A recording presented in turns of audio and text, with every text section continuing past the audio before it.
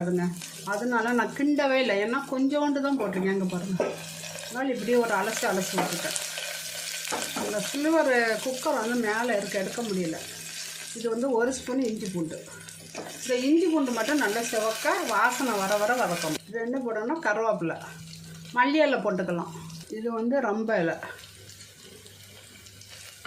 நல்லா வதக்கலாம். இந்த ரம்ப இலை போட்டால் வேறு எதுவுமே போட வேண்டாங்க, செம்ம வாசனையாக இருக்கும். நீங்கள் ரம்ப இலை கிடச்சிச்சின்னா ஃபஸ்ட்லேயே வந்து எண்ணெயில் போட்டுருங்க. நான் மறந்துட்டேன், ஃப்ரிட்ஜில் வச்சுருக்கேன். எங்கே பாருங்கள், ஸ்டோர் பண்ணி ஊருக்கு போனால் எடுத்துகிட்டு வருவேன்.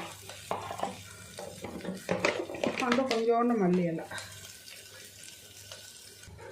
இப்போ கொஞ்சோண்டு முந்திரி. நான் வந்து உடச்ச முந்திரி வாங்கி வச்சுருக்கேன், போடுறேன்.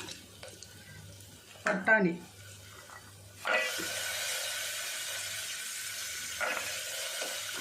அந்த இஞ்சி பூண்டு நல்லா வாசனை வர வதக்கலாம் தான் அந்த சாதம் நல்லா இருக்குங்க. நல்லா வதக்கணும்.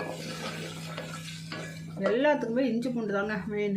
1.5 கப்பு அரிசி வைக்க போகிறேன், 3 கப்பு தண்ணி ஊற்ற போகிறேன். இப்போ உப்பு போட்டுறோம் தேவையான அளவு.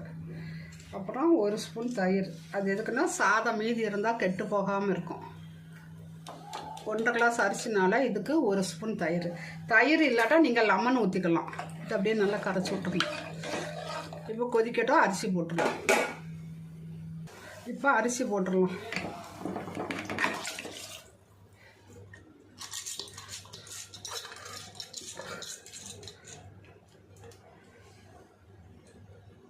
இப்போ நம்ம மூடி போட அளவுக்கு குக்கரில் வச்சுருக்கோம்.